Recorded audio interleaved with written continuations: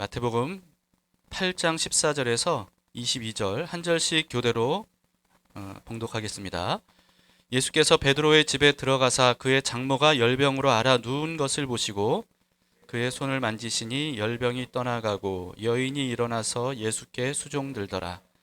저물매 사람들이 귀신 들린 자를 많이 데리고 예수께 오거늘 예수께서 말씀으로 귀신들을 쫓아내시고 병든 자들을 다 고치시니 이는 선지자 이사야를 통하여 하신 말씀에 우리의 연약한 것을 친히 담당하시고 병을 짊어지셨도다 함을 이루려 함이더라.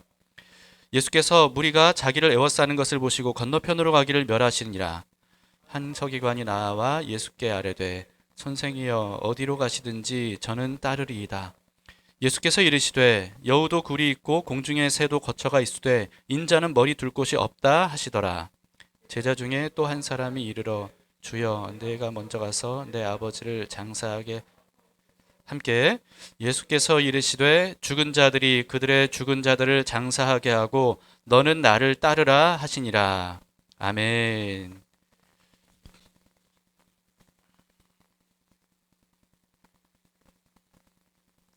예수님께서 산상수훈의 말씀을 산 위에서 전하셨죠.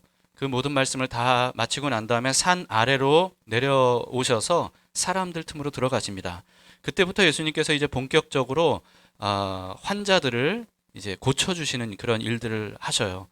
가장 먼저 마태복음에는 나병 환자 한 사람에게 손을 내밀어서 고쳐주신 장면이 나오고요. 그 다음에는 한 백부장 하인의 중풍병을 즉각 고쳐주시는 내용도 나옵니다. 그리고 오늘 본문에서는 베드로의 장모의 열병도 한 번에 고쳐주시는 장면이 나오죠. 그랬더니 이제 수많은 사람들이 그 소문을 듣고 예수님께 몰려들기 시작을 하는 겁니다. 귀신 들린 사람들을 많이 데리고 왔다고 오늘 본문에 말씀하고 있고요. 병든 자들도 많이 데리고 왔을 거예요. 그래서 예수님께서 그 모든 사람들을 다 고쳐주셨다. 이렇게 말씀하십니다.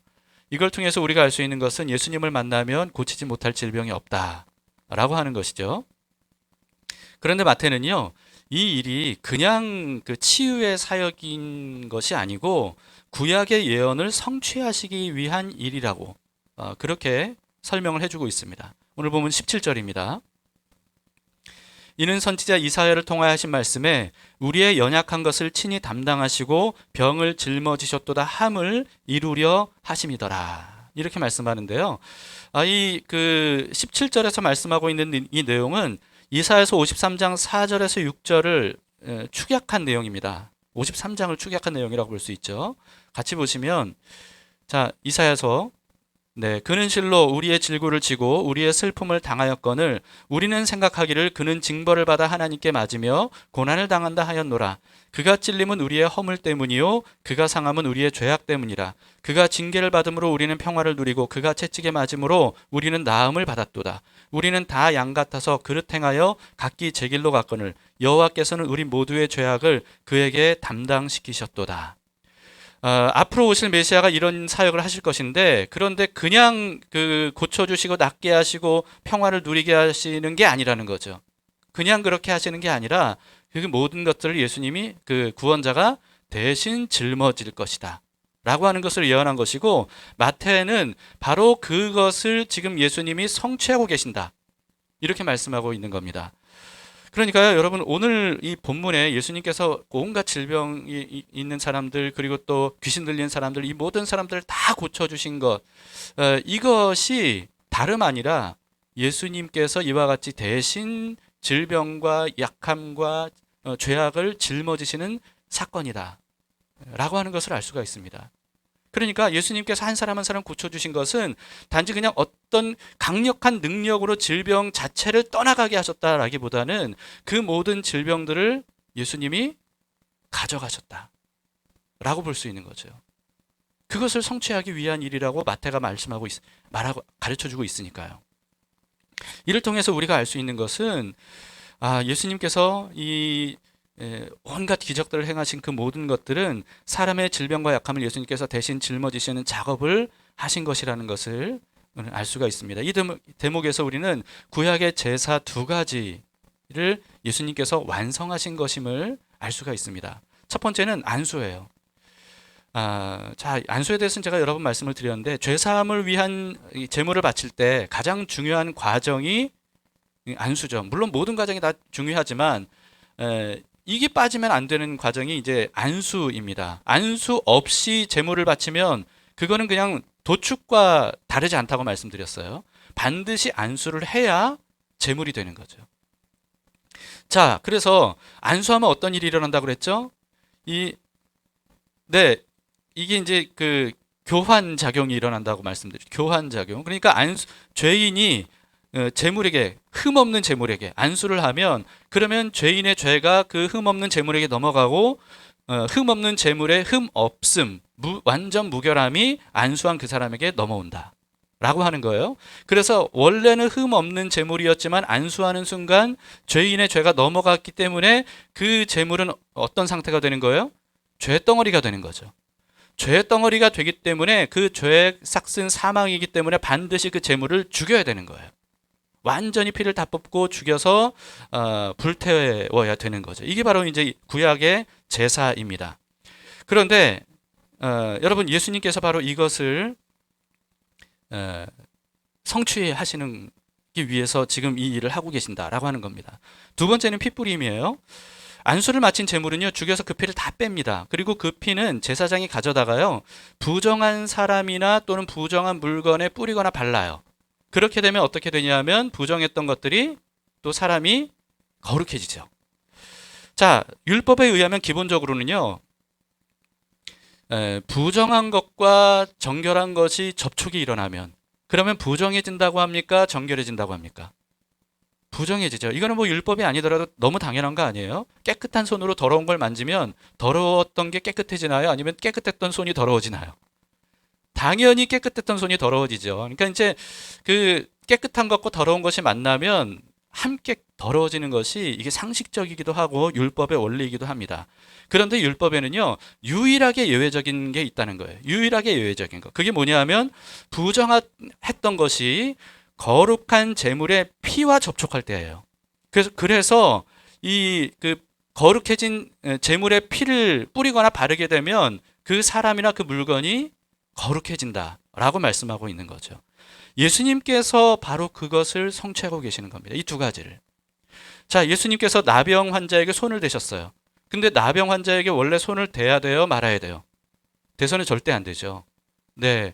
나병 환자는 완전히 격리를 시키라고 율법에서 말씀을 하고 있습니다. 그런데 예수님께서 접촉하신 거예요. 누구나 나병 환자에게 혹시 조금이라도 접촉이 되면 부정해지는데 그런데 예수님은 일부러 접촉하신 거예요. 그랬을 때 어떤 일이 일어났죠? 예수님이 부정해진 게 아니라 나병 환자가 정결해졌어요. 깨끗해졌어요. 자, 이걸 통해서 우리가 알 수 있는 건 뭐예요? 예수님은 이 구약의 제사를 완성하시는 제물의 피로서 오신 분이다. 제물로서 오신 분이다. 라고 하는 것을 알려주시는 거죠. 12년간이나 혈루증을 앓았던 사람, 이 유출병 환자도 이 모든 게 다 그 사람이 접촉하는 모든 것들이 다 부정해져요. 그러니까 절대로 접촉하면 안 되는데 그런데 12년간이나 혈루증을 앓았던 사람이 예수님의 옷자락을 만졌을 때 예수님이 부정해진 게 아니라 혈루증 앓았던 사람이 깨끗해진 거예요. 심지어는 여러분 가장 부정하다고 성경에서 계속해서 구약 율법에서 반복하는 게 뭐냐 하면 시체 또는 사체거든요. 절대로 접촉하면 안 돼요. 그런데 예수님은 어떠셨어요? 시체에게도 손을 대셨어요. 그랬을 때 어떻게 됐죠? 오히려 그 시체가 살아났어요. 자, 여러분 이걸 통해서 예수님은요 지금 뭘 드러내시냐는 것이냐면 예수님이 바로 이와 같은 구약의 제사를 완성하시기 위해서 속죄 제물로 오신 분이라는 것을 드러낸 것이고 그리고 모든 그 예수님께서 접촉하는 것마다 거룩하게 되는 이 제물의 피와 같은 역할을 예수님이 하기 위해서 오신 분이다 라고 하는 것을 지금 이런 사역들을 통해서 알려주고 계신 겁니다. 그럼으로써 예수님께서 접촉하는 부정한 사람마다 오히려 예수님이 부정해지는 게 아니라 그들이 정결해지고 깨끗해지는 그 과정을 통해 예수님이 이 제물이 되시기 위해서 오신 분이라는 것을 알려주심으로써 장차 예수님이 인류의 모든 부정한 죄와 악과 연약함들을 대신 짊어지고 죽으실 것임을 오히려 이 질병을 고쳐주시는 사건을 통해서 예고하신 것이라고 볼 수 있는 거죠. 그렇기 때문에 여러분, 예수님께서 온갖 질병과 장애를 고쳐주시고 귀신을 쫓아내신 일은요, 기적이 아니라 성경에서는 표적이라고 말씀하고 있는 겁니다. 표적. 기적은 뭐예요? 그냥 놀라운 사건 그 자체죠. 그러나 표적은 뭡니까? 그 놀라운 기적 자체가 목적이 아니라 그걸 통해 뭔가를 알려주는 거예요. 예를 들면 표지판을 보세요. 여러분, 표지판이 목적지가 아니에요. 표지판은 목적지가 어딘지를 가리키죠. 바로 예수님께서 행하신 이와 같은 일들이 그와 같은 역할이라는 거예요. 그 질병을 고쳐주신 그것 자체가 목적이 아니라 그걸 통해 예수님이 어떤 일을 하시고 어떤 분으로 오셨는지를 보여주는 것. 이게 바로 표적이라는 겁니다. 예수님은 바로 그와 같이 이와 같은 수많은 기적들을 통해서 예수님이 대속 제물로 오신 분이고 모든 인류의 죄와 허물을 대신 짊어지고 죽으심으로써 궁극적인 죄사함, 구원을 이루시고 또 사람들을 죄로 인해 부정하게 됐던 사람들을 거룩하게 하기 위해 오신 분이라는 것을 지금 오늘 본문의 이 사건들을 통해서 알려주고 있는 거예요. 지난주에 전한 말씀처럼 예수님은요, 이와 같이 율법을 폐하러 오신 분이 아니라 이런 방식으로 구약의 율법도 완성하기 위해 오신 분이라는 것을 우리가 알 수 있습니다. 그런데 당시에 현장에 있었던 유대인들은요, 이 사실을 전혀 깨닫지 못했던 것 같아요. 그냥 놀라운 기적으로만 여겼던 것 같습니다. 수많은 사람들이 그저 예수님의 그 기적에 놀라가지고요, 인산인해를 잃었어요. 예수님이 이런 일을 하실수록 정말 많은 사람들이 소문을 듣고 모였습니다. 발 없는 말이 천리가 간다고 한 것처럼 아마 멀리 있는 사람들도 소문을 듣고 예수님께 찾아왔을 겁니다. 그리고요, 이 말의 소문은 발보다 빠르잖아요. 굉장히 삽시간에 퍼져나갔을 거예요. 점점 많은 사람들이 구름대처럼 모였을 것이 상상이 됩니다. 여러분, 이 분위기가 어떤 분위기일지 좀 짐작이 되십니까? 좀 이런 경험이 있으세요? 저는 이런 경험이 좀 있는데요. 혹시 좀 중년 이상 되신 분들은 이름을 들어보셨을 수 있을 것 같은데, 현신의 권사님이라고 혹시 이름 들어보셨나요? 들어보셨죠? 네. 네. 현신의 권사님, 정말 전국적으로 유명한 분이었습니다. 심지어 교회 안 다니는 사람들도 예전에는 다 들어본 그런 분이었어요. 왜냐하면 현신의 권사님이 신유의 은사가 엄청난 분이었거든요. 뭐 환상도 많이 받지만 신유의 은사를 통해서 수많은 병자들을 정말 놀랍게 치유하는 그런 일들을 전국적으로 하셨던 분입니다. 그런데 그 당시에 제가 이제 초등학생, 그것도 저학년 때였던 걸로 기억이 나는데요. 제가 당시 살았던 아파트 바로 옆에 교회에 그분이 초청 집회를 오신 거예요. 그때 제가 교회를 안 다녔을 때거든요. 그리고 저희 가족도 다 교회를 안 다녔을 때예요. 그런데 거기를 갔어요. 저희 어머니가요, 자녀들 다 데리고, 왜냐하면 어머니도 이름을 들어봤거든요. 현신의 권사, 신유, 엄청난 질병을 고치고 막 기적을 행하는 분이라. 그분이 여기 가까이 오니까 거기를 찾아갔는데, 와, 사람들이, 그 오래된 일인데도 그때 당시 분위기가 지금도 기억이 나요. 엄청난 사람들이 몰려들었어요.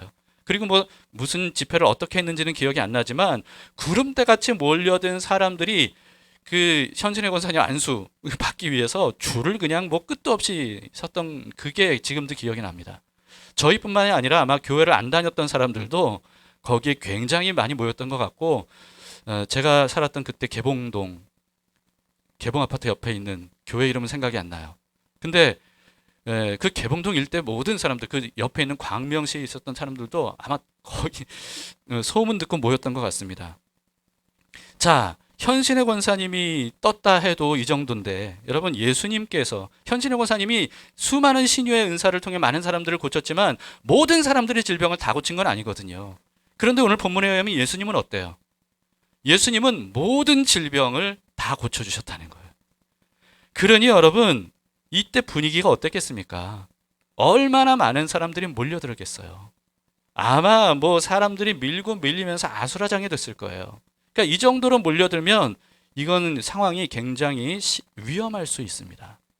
굉장히 위험할 수 있습니다. 수많은 군중들이 내가 이쪽으로 가려고 한 게 아닌데도 막 떠밀려 갈 정도가 되잖아요. 그러면 굉장히 위험한 거예요. 그래서 이태원의 참사 같은 일들도 일어났던 것이고 세계적으로도 엄청나게 군중들이 많이 몰려든 이런 일들에 이런 압사 사고 사건들이 비일비재하게 일어나는 것이 바로 그렇기 때문입니다.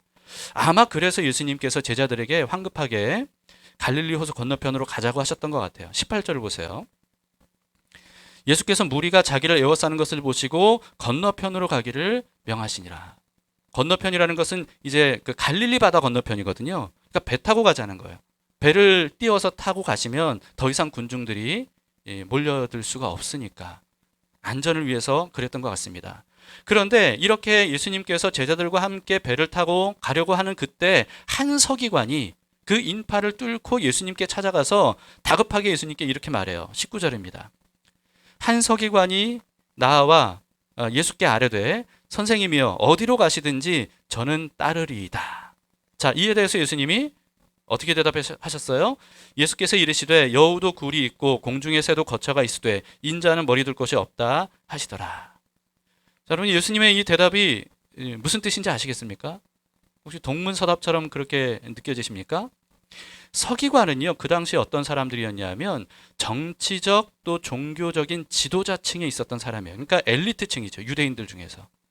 그래서 이런 사람들은 당연히 사람들에게 대접받는 것이 너무나도 당연하게 여겨지던 그런 때였습니다. 어디를 가든지 사람들에게 높임받고 대접받고 상석에 앉도록 그렇게 배려를 받는 그런 사람들이었어요. 그러니까 거기 익숙해진 사람이 바로 서기관이죠.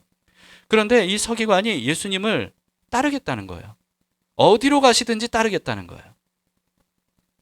아마도 이 서기관은요, 예수님께서 행하시는 놀라운 기적들과 일들, 그리고 또 그 놀라운 그 권위 있는 말씀들, 이런 것들을 듣고 보면서, 아, 이분과 함께라면 내 어떤 인생에 뭔가 큰 도움이 될 것이다. 이렇게 생각을 했던 것 같아요. 그런데 예수님께서 뭐라고 대답하신 거예요? 여우도 굴이 있고 공중에 새도 거처가 있을 때 인자가 누구예요? 예수님이죠. 머리 둘 곳이 없다. 무슨 뜻입니까? 예수님, 네가 나를 따르려느냐? 그런데 나를 따르면 너는 더 이상 대접받는 삶을 살 수 없다. 너는 더 이상 편안하고 안락한 삶을 살 수 없다. 너는 더 이상 안전한 삶을 보장받을 수 없다. 그래도 나를 따르겠느냐? 라고 말씀하시는 겁니다. 예수님은 예수님을 따르는 길이 어떤 길인지를 이 서기관에게 솔직하게 대답을 해주신 거예요. 서기관은 예수님이 어디로 가시든지 제가 따르겠습니다. 이렇게 말했지만 예수님은 그렇게 말한 그 사람에게 그 말이 진심인지를 스스로 파악하고 깨달을 수 있도록 지금 이렇게 말씀해 주신 거죠. 이런 길인데도 네가 나를 따르겠느냐? 내가 어디로 가든지 따르겠다고? 진심이냐? 라고 물으신 겁니다. 여러분, 예수님의 대답은 오늘날 전도 방법과 얼마나 다릅니까? 대부분 우리가 전도할 때 어떻게 전도해요? 예수님을 믿으면 복 받습니다. 예수님을 믿으면 있던 문제도 없어집니다. 예수님을 믿으면 장래가 보장이 될 겁니다. 예수님과 함께하면 행복한 삶을 살 수가 있을 겁니다. 그러니까 예수님 믿으세요. 라고 전도를 해요. 그러나 예수님은 복음을 전하실 때 그런 식으로 전하지 않으셨어요. 언제나 예수님을 따르는 길은 고난의 길이라고, 역경의 길이라고, 박해를 감수해야 되는 길이라고, 심지어 너희를 죽이는 사람도 있을 것이라고 그렇게 말씀하셨습니다. 그러면서 나를 따르라 라고 말씀하신 거죠. 자기 십자가를 져야 된다. 자기를 부인해야 된다. 그럼에도 너희는 나를 따르라. 예수님은 그렇게 말씀을 하셨던 거예요. 항상 예수님은 자신을 따르려거든 고난을 감수해야 된다는 것을 숨기지 않으셨습니다. 그럼으로써 스스로 선택하도록 하신 거죠. 나를 따르라 라고 하시면서 그래도 따르겠느냐라고 하는 거예요. 여러분은 왜 예수님을 믿고 예수님을 따르십니까? 혹시 예수님을 믿으면 이 세상의 삶이 좀 더 풍요롭고 더 넉넉하고 안전하고 또 즐겁고 뭔가 있었던 문제도 해결되고 그럴 것이라고 예수님을 따르십니까? 물론 예수님을 믿으면서 그런 일들이 일어나기도 합니다. 그러나 예수님을 믿으면서 오히려 예기치 않았던 고난들을 당하기도 해요. 예수님은 우리에게도 말씀하십니다. 나는 머리 둘 것이 없다. 라고 하는 거예요. 그런데도 나를 따르겠느냐라고 하는 겁니다. 여러분 어떻게 대답하시겠습니까? 머리 둘 곳이 없어도 예수님이 어디로 가시든지 끝까지 따라가시겠습니까? 그러면 구원과 생명을 얻을 수가 있는 겁니다. 그러나 그런 각오가 없는 사람은요, 스스로가 예수님을 끝까지 따르지 않을 거예요. 물론 교회는 평생 다닐 수 있습니다. 그러나 교회를 평생 다니는 것과 예수님을 따르는 것은 다른 거예요. 오늘 본문 바로 앞장에서 예수님께서 하신 유명한 말씀을 우리가 기억할 수 있길 바랍니다. 마태복음 7장 13, 14절입니다. 함께 읽어봅시다. 시작. 좁은 문으로 들어가라. 멸망으로 인도하는 문은 크고 그 길이 넓어 그리로 들어가는 자가 많고 생명으로 인도하는 문은 좁고 길이 협착하여 찾는 자가 적음이라. 자, 예수님께서 지금 뭐라고 말씀하신 겁니까? 좁고 힘든 길일지라도 나를 따르라 라고 말씀하시는 거예요. 넓고 편안한 길이라고 해서 그 길 가면 그 길은 멸망의 길이다. 그러나 좁고 힘들어도 나를 따르면 그게 바로 생명의 길이다 라고 하는 것을 예수님이 분명히 알려주고 계십니다. 생명으로 가는 길은 행복하고 즐겁고 문제가 없고 평안하고 그렇다고 말씀하지 않으셨어요. 분명히 힘들고 어려운 길이라고 말씀해 주셨습니다. 그렇다면 여러분, 이 예수님께서 오늘 이 서기관에게 이 말씀을 하신 거는 예수님을 따르라는 거예요, 따르지 말라는 거예요? 어떤 사람들은 이 말씀은 예수님께서 거절하신 것이다 이렇게 해석을 하기도 하지만 저는 그렇게 생각하지 않습니다. 예수님은 누구라도 예수님을 따르겠다고 하는 사람을 거절하신 적이 없어요. 그런데 서기관이라고 해서 예수님께서 거절하셨을까? 그게 아닌 거죠. 예수님은 네가 나를 따르려거든 이런 일들을 감수해야 된다는 것을 알려주시면서 그래도 너는 나를 따르라 라고 말씀하신 겁니다. 이제까지 서기관으로서 편안하고 안락하고 대접받는 삶을 살았지만 그러나 그 삶을 이제는 포기하더라도 그렇더라도 이제 머리 둘 곳 없는 나를 따라 가자. 생명의 길을 가자 라고 말씀하신 거예요. 그러면서 예수님은 스스로 선택하도록 하신 거죠. 자, 여러분, 서기관은 어떤 선택을 했을까요? 예수님을 따랐을까요? 따르지 않았을까요? 성경에는 그것이 나와 있지 않지만요, 예수님을 따르는 사람 중에 다시는 서기관이 나오지 않는 것으로 봐서 이 사람도 따르지 않았던 것 같습니다. 세상의 편안한 삶을 선택했던 거죠. 그 다음에 또 한 사람이 예수님께 나와요. 이 다음 사람은 어떤 사람이냐면 이미 예수님을 따르고 있었던 제자 중에 한 사람이에요. 그런데 예수님께 와서 양해를 구합니다. 자, 21절입니다. 제자 중에 또 한 사람이 이르되, 제자 중인 거예요. 또 한 사람이 이르되, 주여 내가 먼저 가서 내 아버지를 장사하게 허락하옵소서. 자, 이 말이 무슨 뜻일까? 지금 아버지가 돌아가셨기 때문에 지금 장례를 치러야 된다는 뜻인가? 아니면 아버지가 연로하신데 돌아가실 때까지 제가 예수님을 따를 수가 없기 때문에 기다려달라 이런 뜻인가? 명확하진 않죠. 근데 아마도 후자일 것이라고 생각합니다. 여기에 대해서 예수님께서 이렇게 대답하시죠. 22절. 예수께서 이르시되 죽은 자들이 그들의 죽은 자들을 장사하게 하고 너는 나를 따르라 하시니라. 자, 언뜻 이 말씀이 참 이해가 참 어렵습니다. 아니, 그러면 아버지가 돌아가셔도 장례를 하지 말라는 뜻인가? 이제까지 예수님께서 말씀하신 것과 구약의 율법으로부터 하나님께서 이스라엘 백성들에게 말씀하신 내용들을 보면 그렇지는 않죠. 그런데 이 경우도요, 예외 사항이 있어요. 율법에서도 예외 사항, 자신의 부모의 장례에도 참석할 수 없는 예외적인 사람이 있습니다. 어떤 사람이죠? 나실인이에요.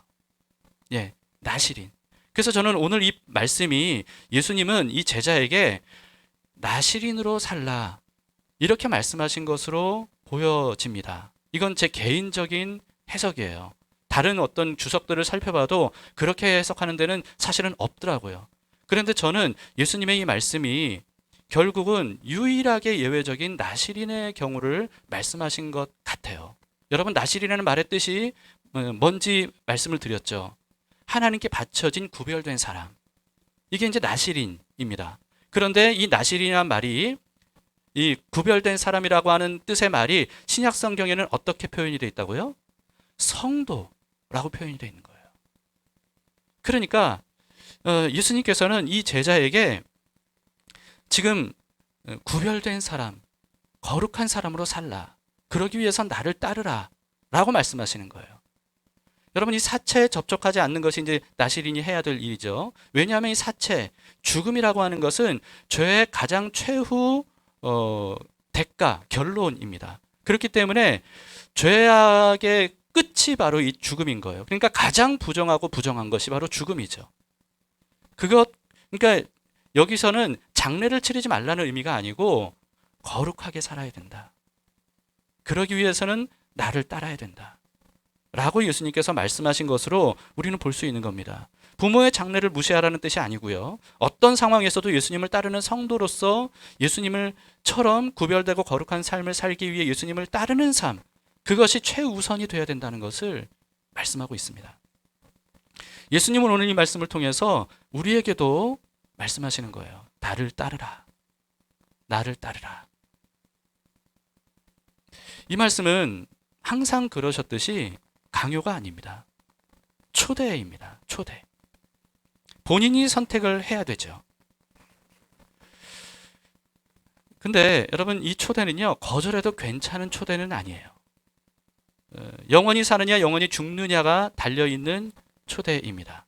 어떤 이유로든 예수님의 초대를 거절해서 예수님을 따르지 않으면 그 외에는 구원을 얻을 수 있는 다른 방법은 없어요.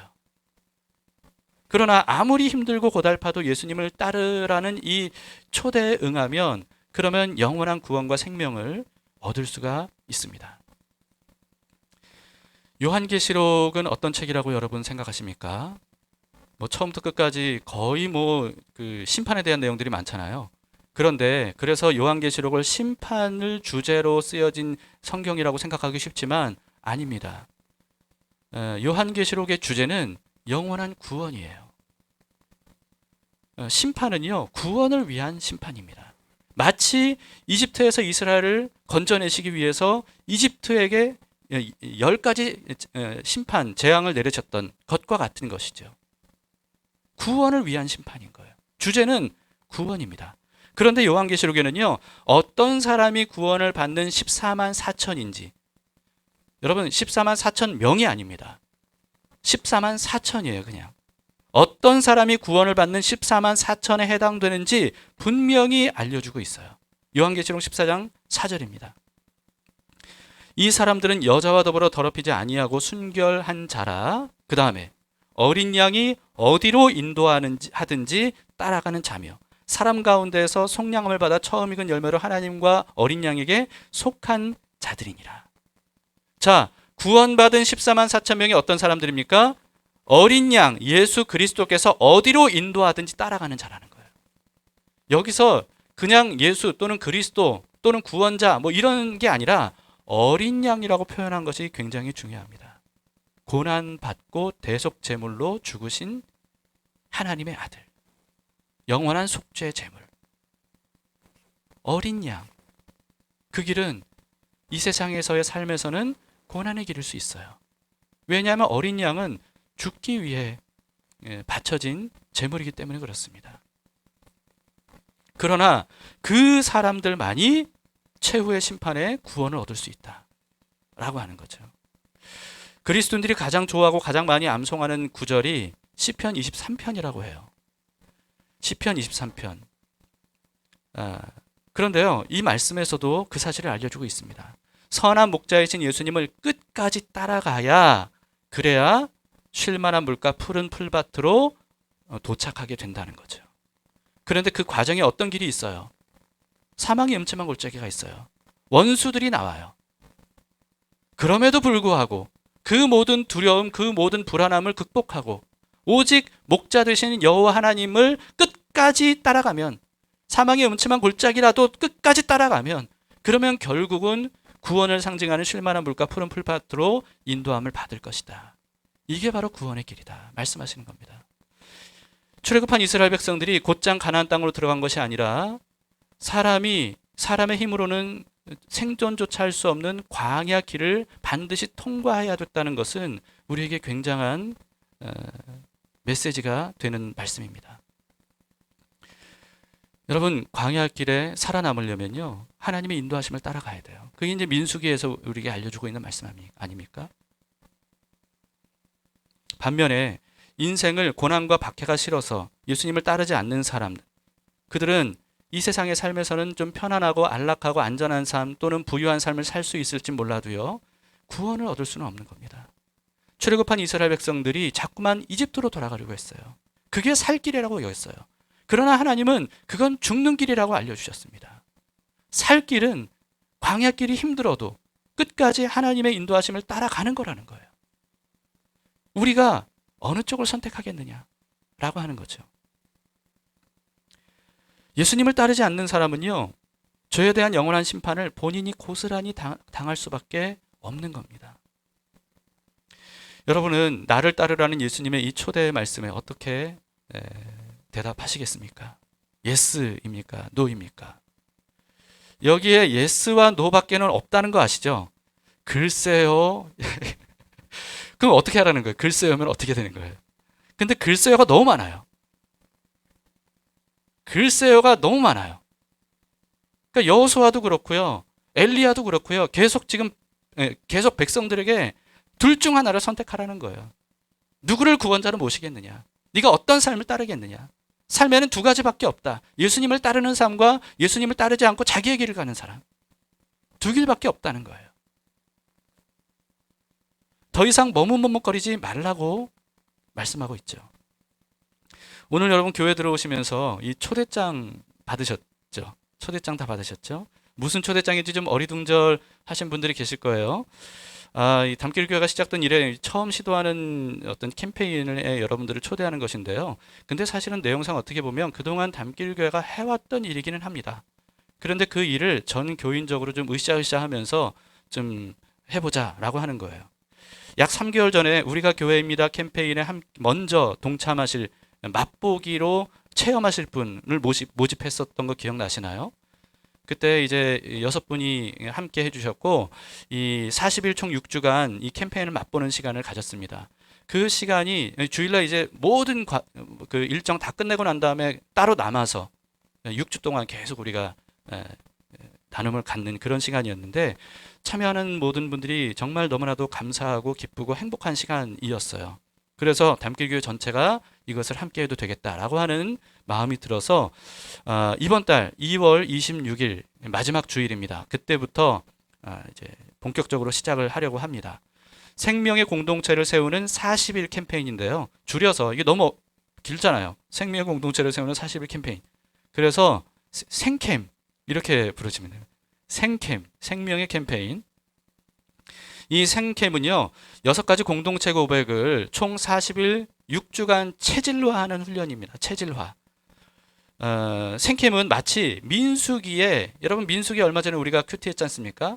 민수기의 이스라엘 12지파가 하나님의 군대가 돼서, 그래서 성막을 중심으로 진을 치고 또 성막을 중심으로 행진하는 그런 내용들을 봤는데, 그와 같이 이 담길교회 청자님뿐만 아니라 담길의 모든 부서가 예수님을 중심으로 한 방향으로 좌우로 정렬해서 예수님을 일사불란하게 따르는 유기적인 공동체가 되기 위한 훈련 과정입니다. 이거를 위해서요, 40일간 6가지 주제를 매일 묵상하고 실천은 할 것이고요. 그리고 또 조별 소그룹에서 그 은혜와 말씀을 함께 나누는 그런 시간들을 갖게 될 거예요. 그래서 4개 조로 이미 나눠놨습니다. 여러분 이 생캠은요, 신청 따로 안 받아요. 왜냐하면 민수기 때 뭐 신청받고 인구조사했나요? 아니에요. 모든 이스라엘 백성들은 다 거기에 해당돼서, 그래서 지파별로 그냥 이렇게 다 나눴던 거 아니겠어요? 그런 것처럼 이것도요, 신청을 따로 받지 않고 모든 담길 가족들을 대상으로 합니다. 모두 다 하나님께서 생생하게 인도하시는 이 민수기의 이 역사들을 한번 돌이켜 보세요. 우리는 민수기 큐티하다가 중단됐지만, 중단된 그 이후부터는요, 광야에서 하나님께서 놀랍게 이스라엘 백성들을 인도하시는 과정이 나오고, 그러면서 안타깝게도 이스라엘 백성들이 그와 같은 하나님을 따르기를 계속해서 거부하는 그런 내용들이 나옵니다. 여러분, 우리가 하나님의 군대가 돼서 생생하게 민수기의 광야 현장처럼 하나님의 인도하심을 생생하게 경험하는 그런 기간이 되리라 확신합니다. 이 일에 함께 기쁘게 동참해 주시길 바라고, 민수기에 하나님을 거부했던 사람들처럼 그와 같은 일들이 일어나지 않기를 바랍니다. 이걸 통해서 우리는 체질화하게 될 거예요. 하나님의 인도하심을 따라 살아가는 삶의 체질화. 이것을 40일 동안 훈련하고 연습하는 시간이죠. 자, 아직도 이제 좀 이렇게 감이 안 잡히는 분들이 계실 텐데요. 구체적인 것들은 이제 아직 시간이 남아있기 때문에 차근차근 여러분들에게 알려드릴 것이고 하나하나 알아갈 수 있도록 해드릴 겁니다. 자, 이 생캠을 나를 따르라는 예수님의 초대로 여겨주시고요. 감사하고 기쁜 마음으로 정말 좋은 기회다라고 하는 생각으로 응답해 주시기를 바랍니다. 더 이상 글쎄요 하지 마시고요. 미지근한 게 아니라 이제는 내 삶의 주인이고 인도자가 누구이신지, 내 삶의 구원자가 누구이신지를 확고하게 확정하는 그런 기회가 될 수 있기를 바랍니다. 그래서 기도하는 마음으로 기대하면서 여러분들이 준비해 주시기를 바랍니다. 지금 우리는 종교다원주의 시대를 살고 있습니다. 종교다원주의에는 사람들이 말해요. 산 정상으로 올라가는 길은 여러 길이다. 어떤 길로 올라가도 산 정상에 다다를 수 있다. 이와 같이 어떤 신을 믿거나 어떤 길을 가더라도 결국은 한 곳으로 가는 것이다 라고 말합니다. 맞습니다, 여러분. 구원의 산에 오르는 길은 여러 갈래예요. 구원의 산에 오르는 길은 여러 갈래입니다. 근데 문제가 있어요. 중요한 게 있어요. 그건 뭐냐 하면 진짜 구원자가 있는 산이냐라고 하는 거예요. 진짜 구원자가 있는 산이면 동쪽으로 올라가도 되고 서쪽으로 올라가도 되고 남쪽으로 북쪽으로 올라가도 상관없어요. 그런데 문제는 수많은 산들 중에 어떤 산이 구원자가 계신 산이냐는 거예요. 이게 중요하죠. 구원자가 계시지 않는 산은 어느 방향으로 정상에 오르더라도 헛수고일 뿐입니다. 거기에는 구원이 없어요. 이사야서 2장 3절에서 이렇게 말씀합니다. 많은 사람이 가며 이르기를 오라 우리가 여호와의 산을 오르며 야곱의 하나님의 전에 이르자. 그가 그의 길을 우리에게 가르치실 것이라. 우리가 그 길로 행하리라 하리니 이는 율법이 시온에서부터 나올 것이요 여호와의 말씀이 예루살렘에서부터 나올 것임이라. 이 말씀의 일부가 여러분 초대장에 써져 있습니다. 오라 우리가 여호와의 산에 오르며 야곱의 하나님의 전에 이르자. 하나님의 전, 구원자이신 여호와 하나님 예수 그리스도께서 계시는 그 산에 오르는 것이 구원을 받을 수 있는 유일한 길입니다. 예수님이 그 산이고요. 예수님이 그 길이고요. 예수님이 그 말씀이에요. 그렇기 때문에 예수님의 이 초대에 응하는 것만이 구원과 생명을 얻는 유일한 방법입니다. 더 이상 미루지 마시고 우리 함께 이 거룩한 대열에 동참하심으로써 주님을 따라가는 확고한 발걸음을 시작하기를 바랍니다. 아멘. 자리에서 일어섭시다.